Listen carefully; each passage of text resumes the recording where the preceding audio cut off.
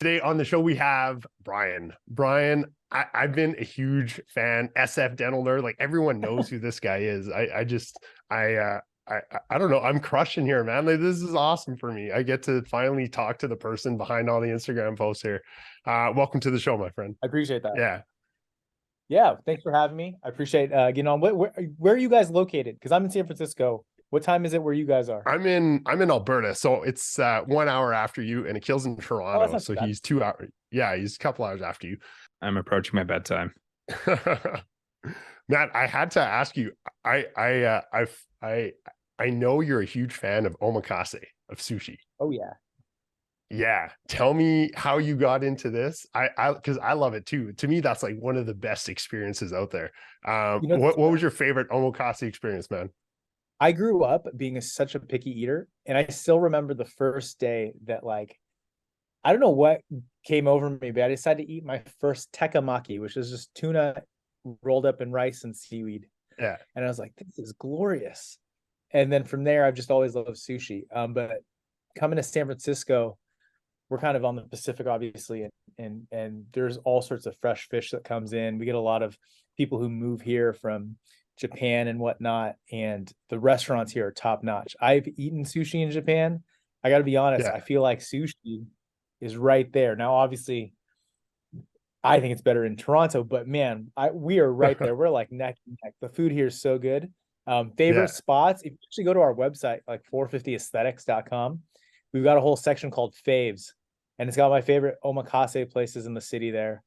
My favorite omakase would have to be, I Oh really man, like he's Jimmy. even saying it traditionally. Like we're Yeah, right. butchering it out here. Omakase. I said it both ways. It's kind of interchangeable, like sometimes I'm like omakase and sometimes I'm like omakase. So I don't know. It is what it is. I've been saying it wrong. What's your background, As man? long as you're not drowning it in soy sauce and ginger and wasabi, and you're enjoying it correctly, I'm all for however you want to pronounce it. Are you Japanese? Like, what's your Uh, background? I'm not Japanese. I took Japanese as a language course in college, so I studied for like 3 years. But I'm not Japanese. I thought it was kind of a cool language to learn. And I really like the culture over there. I just love how everybody there is just they take such pride in what they do. Like culturally, Yeah, that's like, here I'll say in the United States, if you're successful, you start a great business, mentally being in this capitalistic society, your first thought is, how do I scale this? How do I extract the most money out of this? How do I that's right. grow? And over there, it's like you have something successful. It's like they're so humble. It's like, okay, well, how do I become better? How do I Yeah, how do I really dial this in? And I remember going to restaurants out there, and I'd compliment chefs. I'm like, oh my God, this is like the best tonkatsu. This is the best whatever. And they're so humble. They're like, oh, I've only been doing this for 30 years. I still have a lot to learn. I'm like, that's amazing. So Mandy's half Japanese. Um, her grandmother was actually like in internment camps when she was here in the United States. wow. But yeah, she's not very Japanese. When when we went out there, we'd put the reservations in her name so that we get preferential treatment, but she doesn't speak of it. Then my first experience. So I've been to Japan a couple times, but I'm a kind of a weird traveler. Like I like going for super short trips. So I've been to Japan I think Like how four short? times, like 3 days. So I've been to Japan Wow. for 3 days and I go as hard as I can and then come home. And actually, Akil and I, we're going to Japan in September with one of our other buddies. We're going for 3 days, go as hard as we can and come home. And I went with one of my buddies, and I'm sure you've seen like Jiro Dreams of Sushi on Netflix, right? Yeah. Yeah. So I was like, man, this is the place for sushi. And I remember like calling or trying to call or get reservations, and you can't. But if you stay in the certain hotel and you pay like $900 a night, they'll get you a reservation. So we went there, and I was like dying to see Jiro, like he's embodied this, like metaphor of excellence. And I get there Yeah. and he's not even there. And I Yeah, was it's a like, son. oh man, it's his son, but I got to meet his son. But there was all these rules, like you can't talk, you got to be silent, you got to respect what you're And it's eating. like a You're there for 20-minute 20 meal. minutes, 20 Yeah. minutes. And it was That's like it. $600. And you're Yeah. like, I don't know if I have a palate enough to understand it, like how good the sushi actually was, but it was almost like they just slap it in front of you and you have to throw it in your mouth, no chopsticks, you eat with your hands. And Yeah. I thought it was amazing. And you bring up my point exactly, like these guys have made this career of making something almost mundane that they do every day and making it perfect. And it's interesting to see that and relate it to dentistry, because you Oh do yeah. see the masters now and you see them and how, nothing really phases them anymore. And they just want to be the best at those one or two things. Did you kind of did you make that connection as well?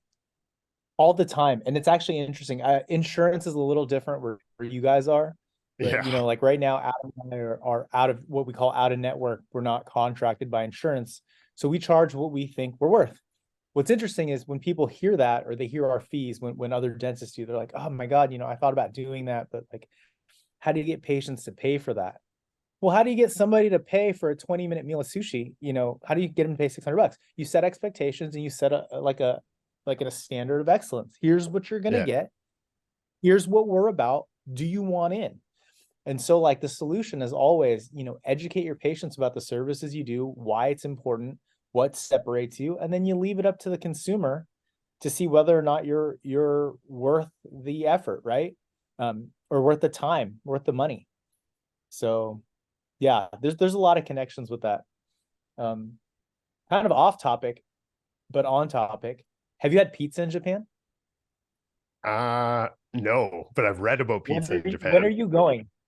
in September, Okay, like Labor Day weekend. Yeah. write this down. You're gonna go to this place called Savoy, Savoy, and they serve pizza. Okay.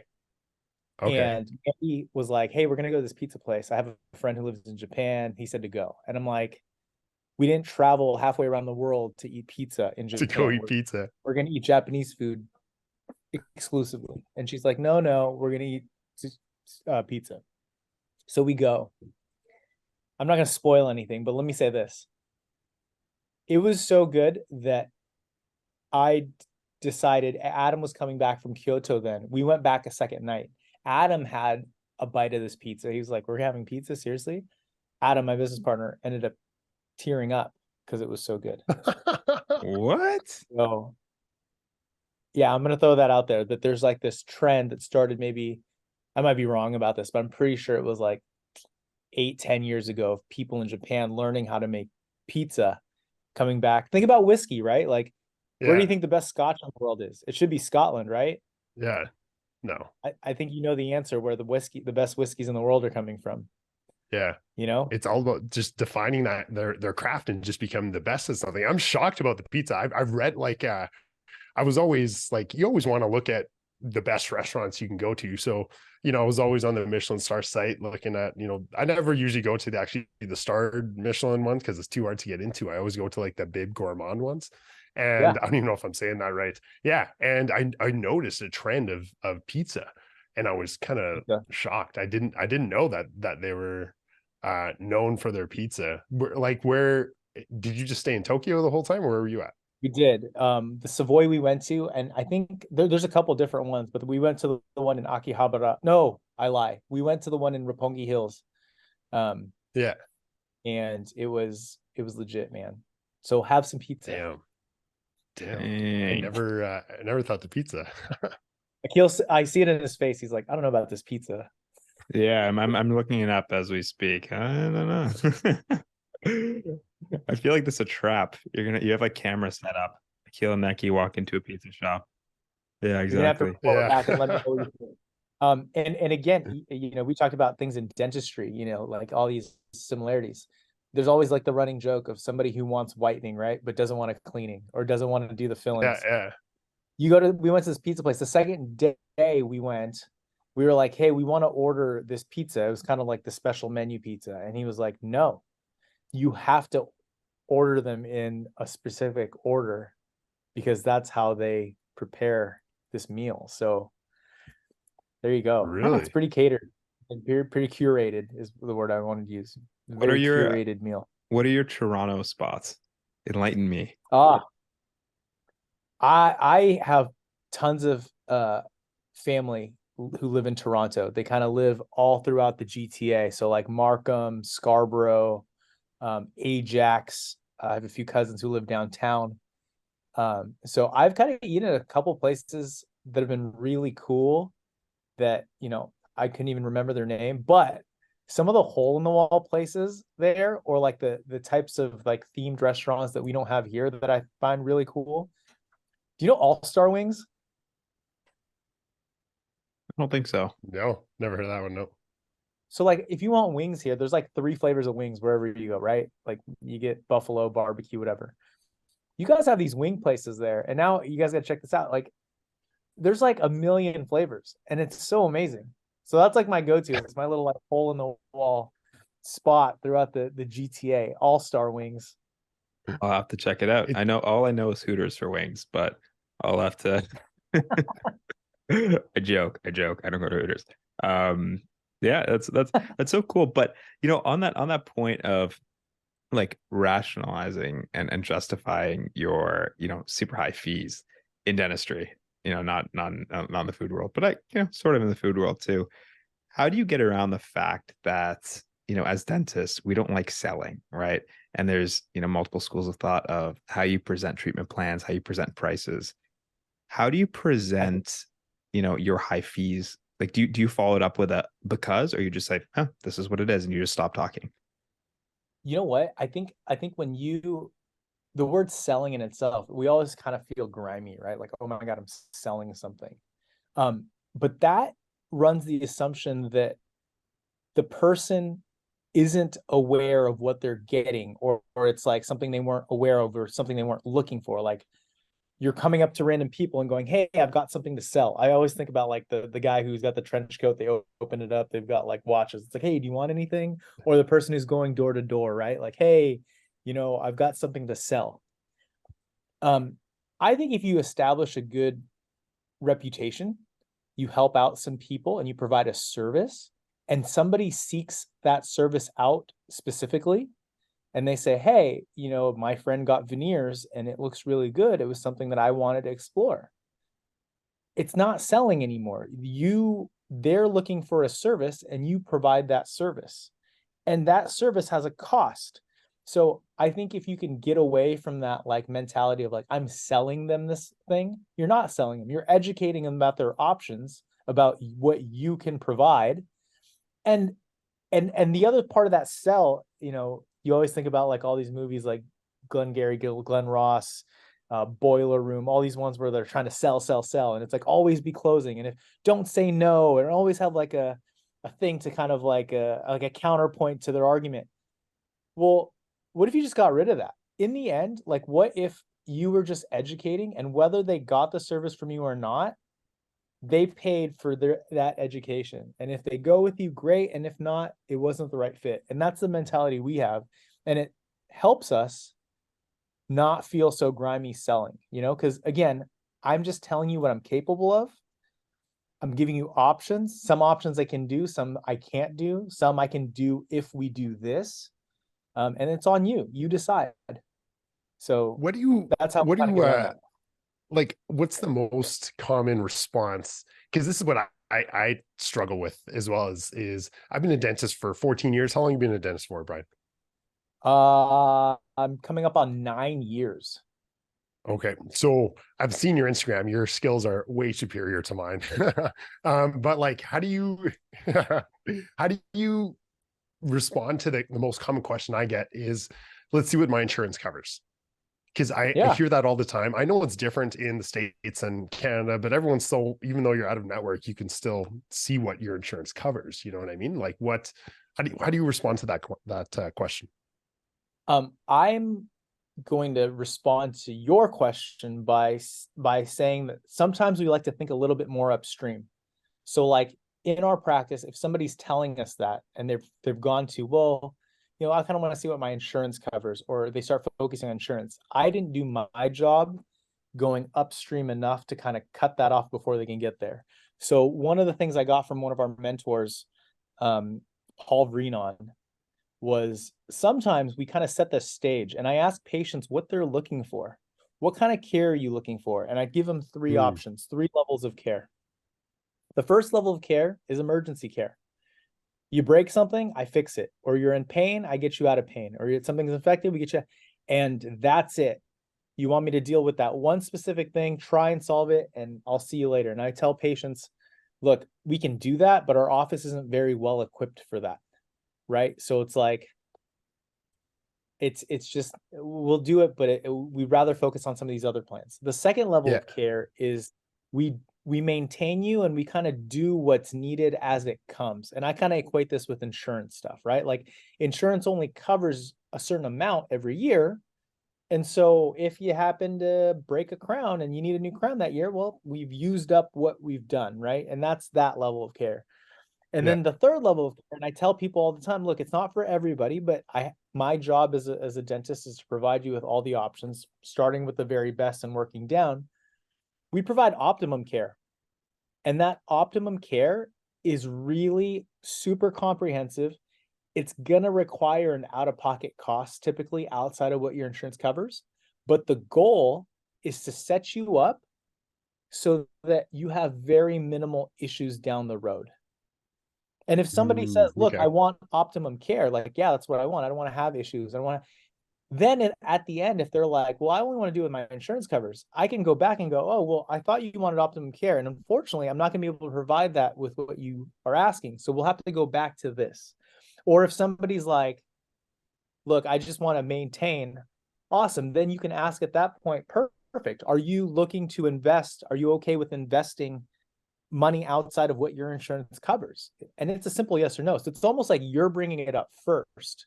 Then you can kind of cater to their needs. And if obviously they need more anyway, then you can address that. You go, I know you had said that you wanted to work with an insurance. Unfortunately, here's what I'm seeing.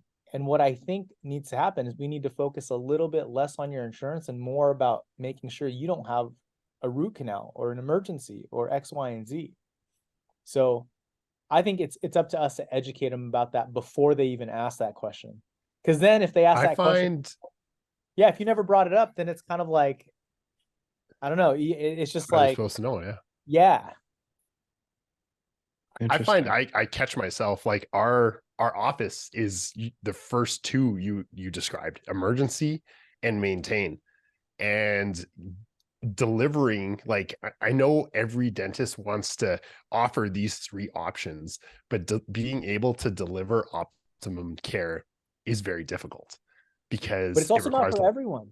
No, it's not. And that's what I'm saying. Like where did you learn to deliver optimum care? I feel like there's different schools of thought in dentistry. There's different like houses in Hogwarts. And I am Kois trained. So I went up to Seattle, learned from John Kois, and that's kind of how I learned how to deal with comprehensive care. But it really started in dental school with me. I was fortunate that I had faculty members who taught me to look beyond just what was broken or what could be fixed. So I don't want people thinking that like I'm poo-pooing on those first two options. They're fine options. I think any of those options are great as long as you're on the same page as the patient. There are plenty of people who are successful, who are great dentists, who are emergency dentists. And those patients who go there know that they're only treating the emergency. So it's just getting on the same page. Not everybody, don't think that like me or anybody who's doing this comprehensive care is high and mighty. It's like, if anything, like there's a need for all of it. So though, go ahead. Sorry, Nikki. go ahead, Akil.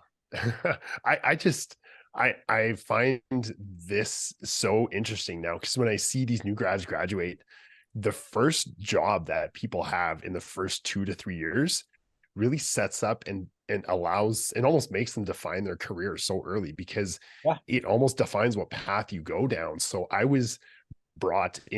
joined an emergency maintain practice. And 14 years later, I'm an emergency maintain dentist. Do you know? Like I get people out of pain. I pull teeth every day. That's what I feel like I'm good at. And that's what I provide. And I tried to go down the Kois route and I found it just didn't resonate with me. Like I found it difficult to apply the concepts. I didn't really, even though I understood them, I just didn't I didn't love practicing dentistry that way. And so many of us are taught that, or that we're meant to feel that if you're not practicing the Coyce way, the Spear way, the comprehensive Terrible. way, yeah, but like we feel like shitty dentists, man. Don't. You know what's funny? It's in the end, it really just comes down to expectations. Let's kick it back to restaurants. You think if every restaurant tried to get a Michelin star, what kind of world would that be? Like, I'm sorry, Yeah. but there's times where I don't want to sit down and eat a 3-hour meal. Just like some of my patients don't want to sit down for a 2-hour exam with me taking photos and scans and then me having to talk to them again about what their plan is in the future. Like, there's times where I just want a burger and I want some fries, you know? And, or like, I just want some pasta, and that's okay. And there's really good pasta places, and there's fast food pasta, and there's, in the end though, you just got to do what's right. Like, no matter what type of practice you're doing, you just can't, like, what's scary is the new grads that come out, and that not that they learn emergency or maintenance or comprehensive, they learn profit and maximizing Yeah. production and cutting corners. Those are the dentists who should feel shitty, in a sense, not so much the type of practice that you work in. Totally. Like, I mean, downtown, I live on, just by Queen Street, which is one of the, food hubs of Toronto. And you like walk down and there is a restaurant for everything. There's like a banh mi restaurant. There's a Jamaican pasta place called Rasta Pasta nearby. It's like there is a niche for everything. But the only restaurant I will never eat in, it's like the Indian restaurant serving like sushi and, part sushi, part, tacos, part burritos, part Indian food. It's like you try to appeal to everybody, you appeal to nobody. So you're almost better, to your point, Neki, and to your point, Brian, it's like you're almost better to like narrow into that niche because you don't want to be the Indian restaurant serving burritos. And there's a need, like, I think there's a huge need for that. I think that's cool. What's funny is it doesn't happen often, but I get kind of excited when it's like, oh my God, you're in pain. And like, I've got the time to actually get you in and open up a tooth or take out a tooth, or like, the grass is always greener. You know what I mean? I'd love to be able to do a lot more of that.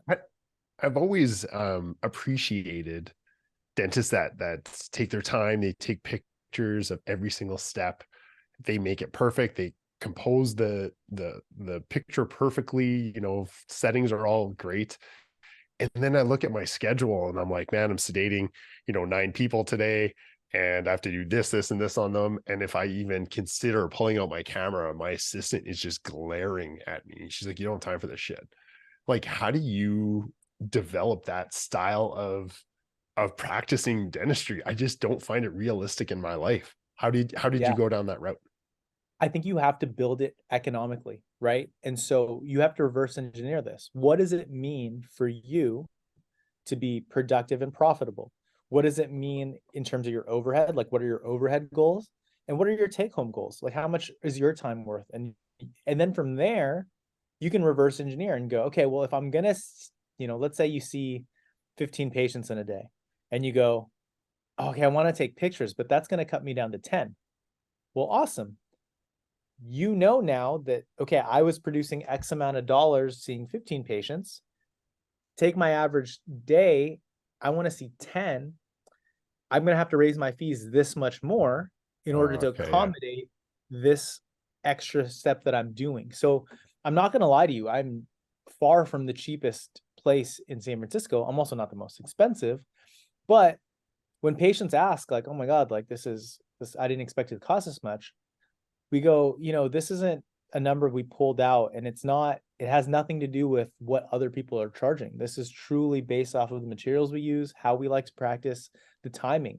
I mean, there's something to be said. I tell patients all the time, my schedule right now, I have you booked for 2 hours for this. It's going to take me, I don't know, an hour 10, but that 50 minutes allows me to write my notes. It allows me to not feel rushed. And if something goes wrong, like today, when my bisacrylic wouldn't set as I was making temps, I had to make like 2 other temps.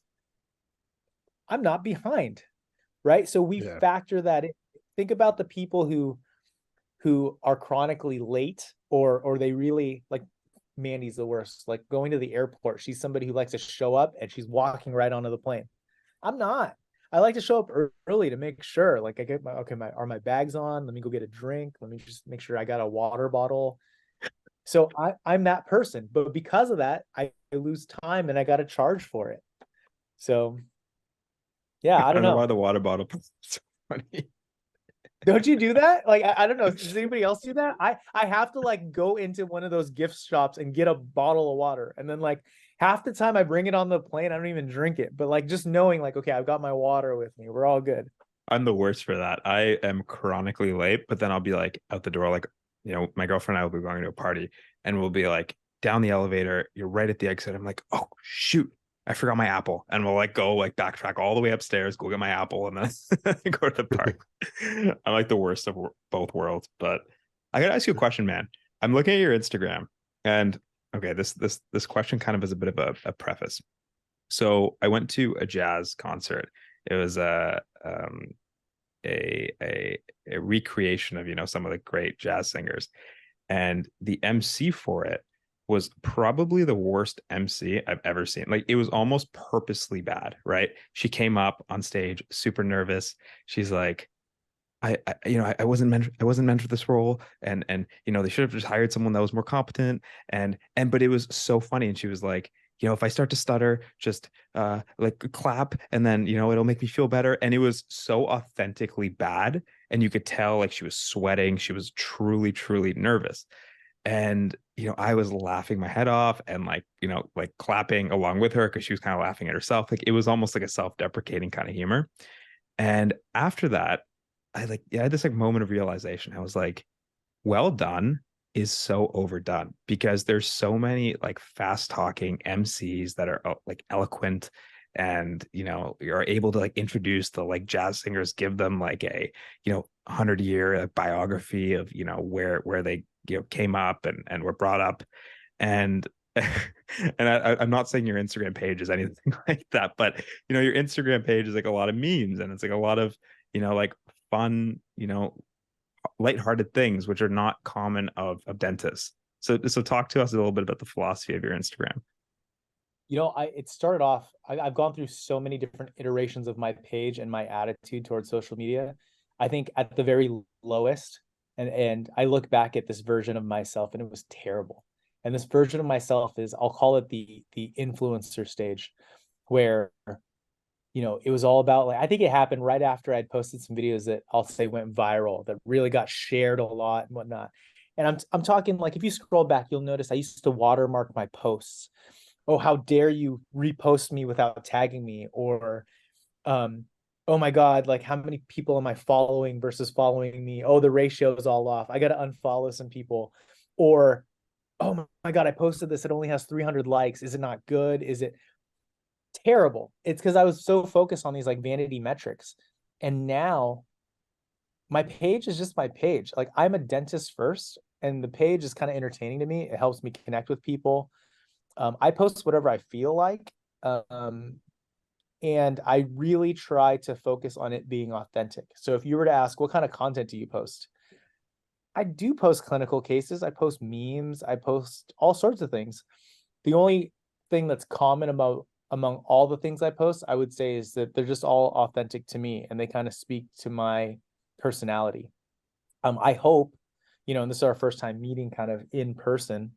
I hope that this is what you expected, as in like, I'm the person who I portrayed in my page. I guess that's it. Like I like kind of having a genuine voice. I used to even worry about how many times I posted, right? Now I just post whenever I have something to post. If I have 5 things to post in a day, I'll post 5 things. If I have nothing, I'll go several weeks without posting. It's okay. Life goes on. And what pays the bills is me doing dentistry, not being on my phone on Instagram. I love how So you say vanity metrics because I think everyone's been there. Everyone's like, "Oh, gotta count the likes. I don't want to terrible. see." You know what I mean? But you nail it. My favorite part of your Instagram is actually the education. Although I find the memes like really funny. My favorite video you did was when a patient sees the influencer dentist and they're dancing and yeah, like that was awesome. Like that's that's what we all think, obviously, right? I thought it was hilarious, but I do like the lives that you do, like, and you're talking to the top people in our industry, and you're like, hey, let's talk about lower blocks. Let's talk about, you did one on with Irene about hygienists and staffing. I I really like the authentic lives, because you're talking about questions we all struggle with. From it, like a new dentist point of view, what do you feel like, even through your own journey, like where do you feel like you've needed help along the way, and like what kind of courses did you think helped you with that? Like who made you to where you are today? It's interesting you asked that. My page is actually what I think has opened up. Like one of the best things that's come of my page is the people I've met through my page. And a lot of those people are, like you said, some of the best people in the industry. I go live with these people and I kind of share their stories and kind of promote what they've got going on their social, because I think it's almost like my responsibility to be able to share the knowledge they've given me with all of you. It kind of brings true purpose to this Instagram, rather than it feeding my ego of how many likes and followers it has. Like it makes it so that when somebody comes in and they're like, oh my God, I got a really helpful tip from that, and it betters their lives, I think that's really cool. That being said, like these new grads, you're asking what aspects have I needed help? Everything. I don't have answers. That's why I laughed when you're like, oh, like you're doing X, Y, and Z better than me. No one's doing better than anybody. And we have to remember as dentists that like we can all have infinite success and not take away from each other. I promise you, there are enough people in this world, so many different styles of dentistry, that we could all be successful, that we don't need to like cut each other down and do all that. So that being said, like everybody, I get help everywhere. And if you don't already have mentors, like if I ask you right now as a new grad, like a new grad listening right now, do you have a mentor? If you can't think of like one person quickly, we need to find you a mentor. And you can message me, you can message message somebody and say, hey, I live in this area, I don't have a mentor, here's what I'm into, and I'll try and connect you with somebody. But like we have to have those people who are go-tos for when we don't have answers. So who has shaped me? I mean, man, like give me a topic and I'll give you how they've shaped that topic, because it's different for practice management. It's different for my composites. It's different for my implants. It's different for my life and my personal life and my relationship. Like these are all people. I have so many different people who I can go to and ask for help. So I think the cool part about the social media now is like I live in a rural area, and when you say like, I'll connect you with people, I'm always like, 14 years ago Instagram wasn't big, right? So I was looking at the people around me, and I can't say that any of them were true mentors. Do you know what I mean? Living in a rural area, you're searching for those study clubs that you didn't have, because you can't drive 3 hours on a Thursday night to go to study club. You know what I mean? Just to go to the closest city. And so I think we were talking about this with Paresh, because he lives in Winnipeg, and Winnipeg, it's a big city, and he has a phenomenal study club over there. But living in a rural area, you're really constricted on who you can seek out to mentor. And I think that's where social media steps right in, is absolutely. being able to see these different pages and allowing you to learn from so many different people. You agree? Yeah. How about the fact that you can message most of these people and they'll message you back? Yeah. That's wild. Like we have access to this information. I still believe we're kind of in the early stages of social media, even though it's been around for a while. We're kind of at this crossroads. Like, where do we want to take this? Like, how do we want to structure this? How are we going to like learn from each other and connect? So I would just tell people to dive in and like try and connect with people. Like find people who are either doing the type of dentistry you want to do or are living the lives you want to live, and then just pick their brains. Like start, be a sponge, learn as much as you can. Have you heard of the hair success quotient? What is it? The hair success quotient, like the more successful people are, the like, more unique and wacky their hairstyles are. I'm just looking at some old photos of you and I'm comparing it to, like the flow you have now, which looks prime, by the way. I didn't know if it was appropriate, but I was wearing this all day. And so I've just been doing this, keeping my hair out of my face. And I was like, dude, do I really want to go on here and how these guys think I'm a wacko with my hair? The weirder, the better. let your freak flag fly. But Yeah, I gotta look this up. it's a true fact, like as these like big, like I know it in like the CEO world and like the business world, and it's the bigger they are, the crazier their hair gets. It's a true relationship. But you live in San Francisco. I'm so curious, just as like a tech nerd, what that's like just day to day. From a tech standpoint, it's Yeah. interesting because we have a lot of people who work at these tech companies. We actually, fortunately, we have a lot of CEOs of these tech companies who come to see us. And some of this technology, it's interesting kind of feeding off of our patients. It's interesting telling them that I'm running their x-rays through AI, and they're like, oh my God, here's what my company's doing with AI. And you're like, oh my God, that sounds so cool.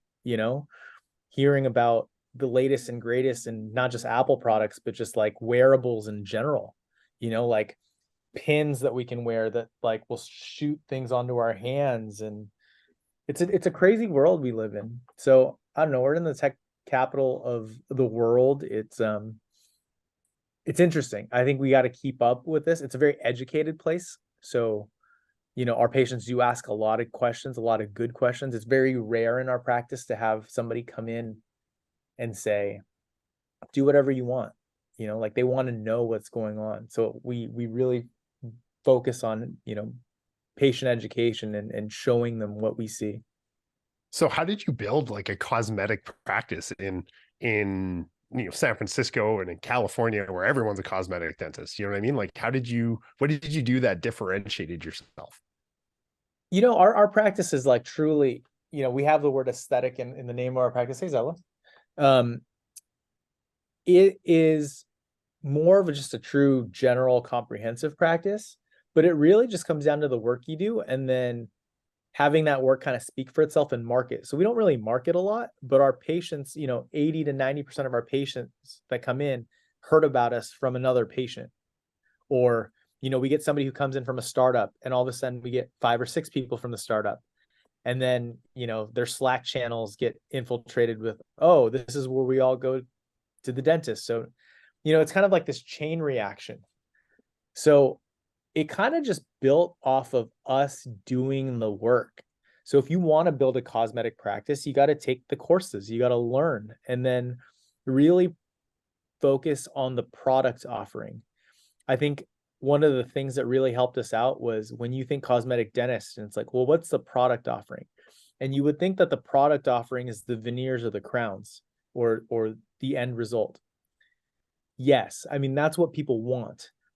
But the product offering is actually the education on the front end, like the selling point, right? Like, what did you give somebody during their consult? Did you give them a 2D mock-up, a 3D mock-up? How are you communicating this? What's the patient experience like? After you deliver the case, what does that look like? Are you updating their photos? Are you doing a smile celebration? Do you give them champagne? So there's all these things that we've done to kind of look beyond just the dentistry and really focus on like, what is the experience at what we would want a cosmetic practice to be? Just being surrounded by, all this incredible tech, like you said, you use AI, to read some of your radiographs. You have like the CEOs of some of the, cool tech companies. Do you ever feel a little bit, how do I put this gently, like insecure just from like a dentist perspective? And you're like, I'm going to go pack this cord. It's like you're next to this person like that's using like laser beam technology. And you're just like, I'm going to go, put some alginate in your mouth. It's such like sometimes a contrast. Do you ever feel like that? Early on we did, and it really just forced us to kind of embrace the technology. So now, thankfully, we don't take a lot of analog impressions. It's all digital. The worst piece of archaic dental technology, and I almost guarantee that almost everybody listening right now has this in their office, but you know how embarrassing it is talking to a tech company and them learning that we have a server or had a server in our office that houses all the secure data that we have and that we back that up ourselves. And it's like, these patients are like, there's a cloud. And it's like, and then some dentists will argue, well, it's really important private data, so we want to keep it secure. Oh, so you think that the server sitting underneath the front desk of your dental practice is more secure than Amazon or more secure than Google? Or like, you know what I mean? Like, I've never thought of it that way, but you're so right, man. you know, like, you think, do you keep your banking data in like a folder underneath your mattress? No, you log into Wells Fargo and they have all that. Oh, but it's not so secure. Yeah, it is. We make it secure. You know, like, it's crazy to me that we don't store stuff in the cloud, that we have it on a server underneath our desk. And then that server we've got to replace every 5 to 7 years. Have you had to buy a new server? Oh yeah, It's they're so expensive, man. It's like 20K. expensive. Yeah. Yeah, And then guess what? It's going to last you another 5 to 7 years. You got to buy a yeah, new one. Why aren't we storing this stuff in the cloud? Why aren't you? that's so true. We are now. Okay. So we've made that transition, thankfully, that we believe in cloud storage. We believe in the safety of it, and even the backup of it. Backup of it's so easy. You can store it in multiple locations, you know, versus, hey, everybody, shut off the computer on Friday because we're going to back up our server. It's crazy. And then you got to take the card home at night, right? Because you got to have your offsite data backup, right? That is the embarrassing thing to tell these tech companies. So, Yeah, I mean, dentistry as a whole is just archaic, don't you think? it is. Like there have been a lot of changes these last couple of years, especially with the introduction of AI. I'm reading our radiographs showing cone beams, like immediately making the STL out of the cone beam and showing that to Yep. patients right in front of them. Like it's really, I think it has been progressing. I think the thing that changed the game for a lot of dentists was digital smile design.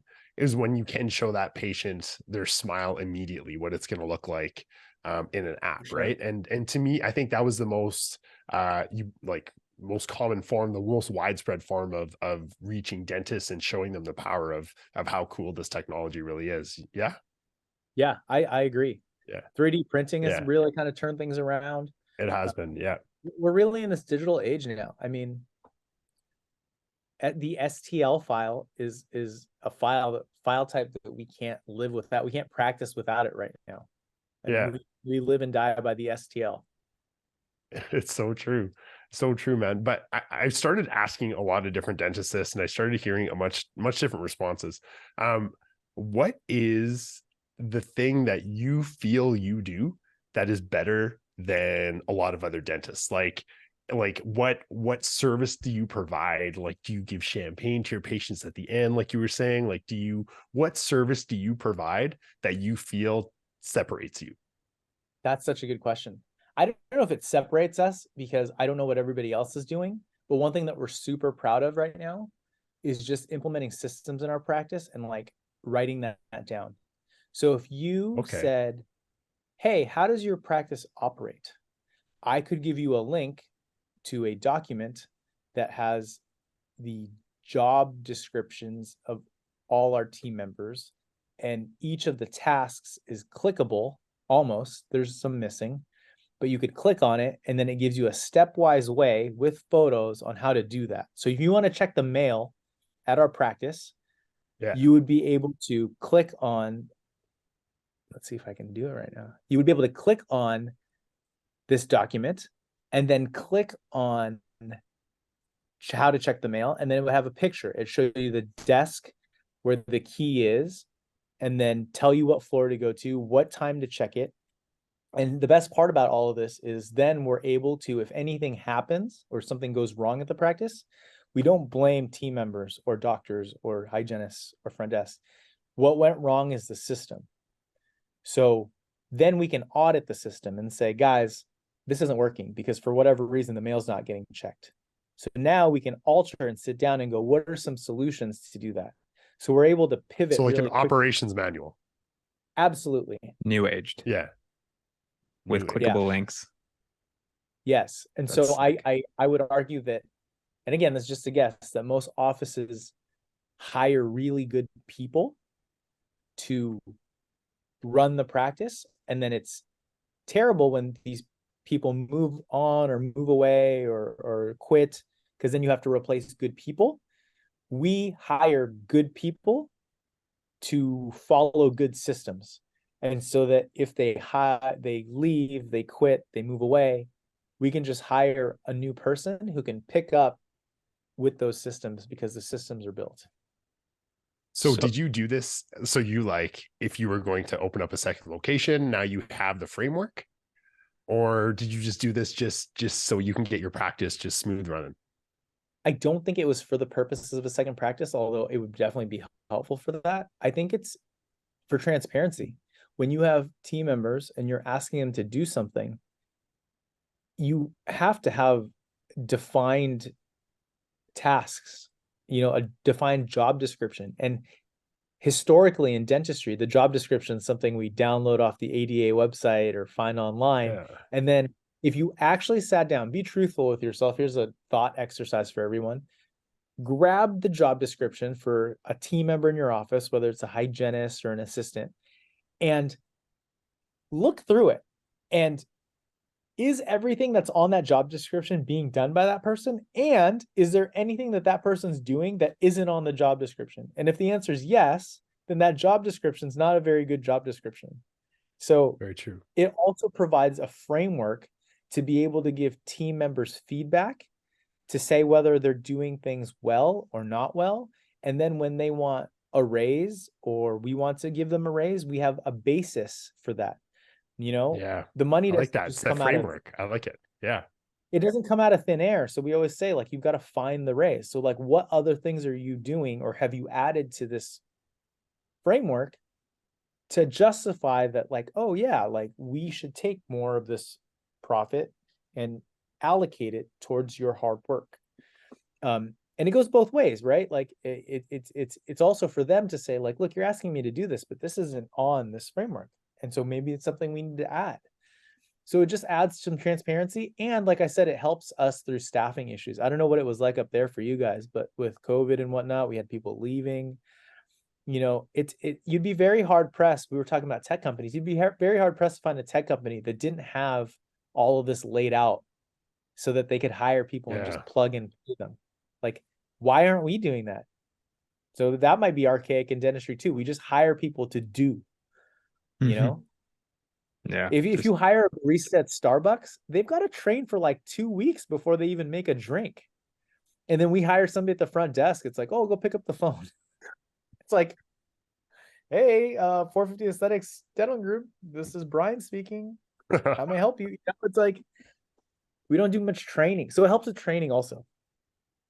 When you're speaking to new patients, because obviously your patients are like these tech CEOs and other people that want aesthetic services. So it's not your typical bread and butter drill and fill dentistry. You sort of have to like pitch yourself. You have to sort of sell yourself and your skills. What is your attitude when it comes to that? Yeah, one of our like our first core values, we educate, they decide. And so I think comes a little bit of like a confidence that comes out of me when I explain to people like what this first visit is. And I tell people, like the purpose of this first visit is to see if I can even help you. I have a skill set and you have desires, and I need to know if those coincide. And if they don't, no hard feelings. Let me help find you a place where you can go so that you can get things done the way you'd like to get them done by somebody who can do it. But if if what you want falls within the purview of what I can do, then here are your options. So there's something about like that I didn't have initially in terms of like that confidence of expressing what I can do. I remember as a new grad, I would almost talk too much. It's like, oh, I always laugh when I'm at the dental school and you get dental students who are like, oh, we're going to do a crown. And the patient's like, what are we going to make it out of? And they're like, oh, we have a couple different options. Well, we have zirconia and, it has this much yttria, and we can also use Emax or lithium disilicate. And they don't need to know that.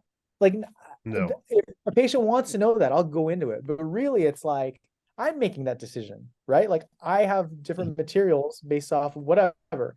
Now, if somebody has a strong desire for gold, or they have a gold tooth and they want to make it white, okay, we can have that discussion. But like, they don't need to know the nitty gritty unless we get into it. So there's like this confidence I've had lately where I'm just like, look, here's what your options are. Do you want to do it or not? And if I'm not your guy, that's okay, as long as you have the education to make these decisions for yourself.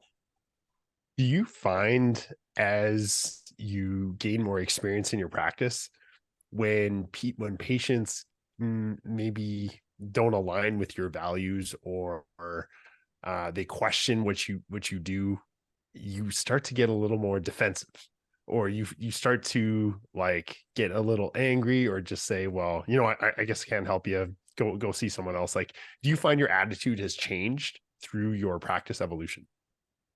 Yes. I mean, I used to get defensive and feel uneasy, but I'm telling you, like, Yeah. this is a line I no joke. I said twice today. The goal of today's appointment is for me to educate you so that you make the best decisions for yourself. And that decision Yeah. might even be that I'm not your guy, and that's okay. So It almost like disarms the conversation too. I kind of like that. yeah, I got that from Chris Ramsey down in Florida. He's got all these little sayings that I picked up, and it really kind of helps with all that. I mean, you brought up selling earlier. Another line I got from Chris that's been super helpful is, I used to feel bad presenting all this work. The worst are patients who need SRPs and they have a ton of fillings to do, and then they also want some cosmetic work. Because now you're like, oh, I got to put you through a perio program, and then I got to clean up some teeth. And then on top of that, then we're crowned. It's like you just feel anxious giving them all that info. You almost feel Yeah. like you're in sales mode. So Chris has told me, and I say this to patients all the time, look, I'm going to come up with a plan right now. And because you pay so much for this exam, my job is to give you the very best. The treatment that I would offer you if you were a family member, you had unlimited amount of money, time, you deserve to know what that is. From there, not everybody can do that. And we're going to try making compromises. That's where I take into account your goals and whatnot. And we'll go down and try and find a place where we're both comfortable. We might hit a point where you want to go and it's beyond where I feel comfortable going. In which case, I'm just going to have to help you find somebody who's willing to go there. But hopefully we land somewhere between there and that best, if not the best, and we'll tackle that. So now, instead of us going this way, it's like, don't get overwhelmed, but here's where we want to be. Do you want to go there? Oh, you know, I didn't really want 8 veneers. Okay, perfect. Like, what about 4? What about this? We start making compromises. So I don't know. I don't feel bad anymore if somebody can't afford our fees or doesn't want to see me, or I don't get along with everyone, you know, and I don't expect them to, but I try to make it right. You know, I've done this often where I go, look, I just don't know if this is working out. I don't even want to charge you for today. Like, I just don't want that Yeah. hanging over my head that like they paid for something that they're not going to get. So Yeah. There's like a guilt aspect too. Hey, when you're like, I can't help you. Just let's just go away. Just go away. I'll give you a high five. This appointment never happened. but going back to what you said, it's not, don't take it personally. I used to take it Yeah. personally. Not always you. You're not, there's so much pressure on us as dentists, like we're here to save the world. We can't save everyone, nor is it Yeah. feasible for us to save everyone. Some people, they got to go find a better fit. And it's not me, it's not you. Like, go find that fit, you know? It's so Otherwise funny. it's just headaches all around. Yeah, that aspect of talking too much. Like today, I did. You know, I've been spending too much time with Neki. Now I'm starting to do too many extractions. But you know, like I was doing extractions on a patient, and I'm walking him through. Like I'm in dental school still, so like I'm walking him through like all the like risks, potential risks, you know, complications, follow up surgeries that are required after. And I was like, "Do you have any questions?" And he's like, "Nope, that is enough," because I'm telling him right before I'm doing the surgery. Right? I'm like, I did not need to talk that much, but yeah, it's sort of funny. Like as you mature, like, and then I see the oral surgeon come in, like each point has like 3 words. You know, you can have you know, we could break a bone. First I'm like, you know, well, we may hit the maxillary tuberosity and also the surrounding teeth structures. You know, there's potential there. And the guy's just like, shut up, dude. Like, I don't want this right now. But it's funny. It's a good point. You know, talk less when you're able to. Yeah, it's just it's what is the intent? What's the communication there, right? Like, it's, you don't want to talk too little to the point where they don't understand. But there's times where it's like, you can get your point across without getting into lithium disilicate and, oh, well, I'm going to use a fourth generation bonding agent. It's like, they don't care. Do what you got to do. Oh man. You know, I really appreciate talking to you because you are the authentic person right off your Instagram page, man. And it was great to meet you. Thank you so much for coming on the show. I hope our listeners search you out. It's on Instagram at SF Dental Nerd. And I really appreciate meeting you, buddy. And I hope to meet you in person one day. No, absolutely. We got to make that happen. I'm going up to Winnipeg in November to speak at Precious Club. So, oh really? That happen. Yeah. Oh, yeah. it's only a couple hours away from me, so I'll have to check it out. Yeah. Here, I'm gonna take a screenshot here so I can post it on my Instagram. There you go. Done. Awesome. Well, sweet, dude. Thank you so much, man. Thank you for your time, and we'll talk to you soon, buddy. Thanks for having me. Thank you, man. See ya.